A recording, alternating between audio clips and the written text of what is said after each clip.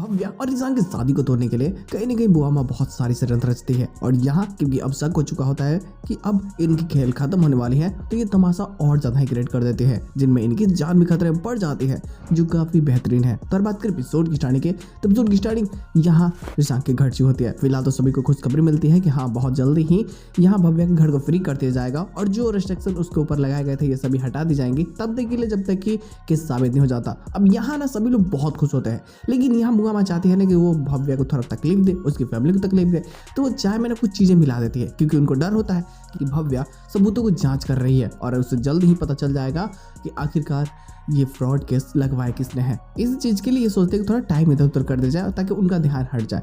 तो ये ना सुपारी गलती से डाल के चले जाते हैं और सुपारी से इनको एलर्जी है। बाद में चाय जब ये खुद पीती है तो इनके गले में अटक जाती है। अब इनकी जान जाने वाली होती है, छटपटा रही होती है। भव्या और ईशान के सूझबूझ से उन्हें उल्टी कराया जाता है और फाइनली वो बच जाती है यहाँ पे, लेकिन वो फिर भी अपनी हरकतों से बाज नहीं आते। खैर, भव्या भी चली जाती है और उन सबूतों को खोजने के लिए, जिससे ये साबित हो जाए कि आखिरकार फ्रॉड केस इसके पिता के ऊपर में फेक लगाया गया था। और उससे वो सबूत मिलते भी हैं। वो आकर के ईशान को भी दिखा देती है, क्योंकि अब जब वो चीजें देख रही होती है तो उसे इतना तो कंफर्म हो जाता है कि ये इंसान कोई और नहीं बल्कि अक्षय ही है। अब देखो, ये अभी तो नहीं बताती, बल्कि ये चुप जब होते हैं जब तक इसे फाइनल सबूत नहीं मिल जाता। लेकिन यहाँ से अब जैसे कि डीएम का फोन आ जाता है, मजिस्ट्रेट का, और परमिशन नहीं मिल जाती कि ठीक है आप लोग अपने घर जा सकते हैं, तो ये लोग यहाँ से निकल करके अपने घर चले जाते हैं। अब यहाँ ना ईशान भी बहुत खुश होता है। उसकी माँ तो उससे और ज्यादा इंप्रेस हो जाती है कि मांगो तुम आज से मुझे क्या मांगते हो, क्योंकि तुमने बहुत अच्छा काम किया कि भाई इन मिडिल क्लास फैमिली वालों को तुमने बाहर फेंक दिया। खैर देखो, वो बोलता है कि ठीक है मैं एक लड़की को पसंद करता हूँ, और रिया को लेकर घर चलाता है। उसकी माँ उसको परफेक्ट पसंद करती है, क्योंकि हाँ ये लड़की अच्छी है तो शादी तुम्हारी इससे हो जाएगी, तुम अपने पापा की चिंता मत करो। लेकिन नितिन के मन में तो कुछ और ही होता है, क्योंकि भव्या और ईशान ने मिल करके बुआ माँ की जान बचाई है, तो उन्हें लगता है कि शायद ये दोनों एक दूसरे के लिए परफेक्ट है।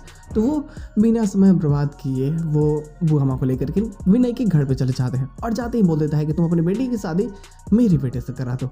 अब जैसे ये बातें बोलता है तो इस चीज को सुनने के बाद में बुआ माँ का तो समझो कि हार्ट अटैक आ जाती है कि अरे, जिसको हम लोग घर से निकाल रहे थे वो एक से घर पे ही चला आएगा, तो फिर तब तो खेल तो होगा ही ना, तब तो तमाशा और ज़्यादा क्रिएट हो जाएगा, क्योंकि इनकी सच्चाई सामने आ जाएगी। फिर ये प्लान बनाते हैं कि क्यों ना रिया के साथ में हाथ मिला करके दुल्हन को बदलने की कोशिश की जाए।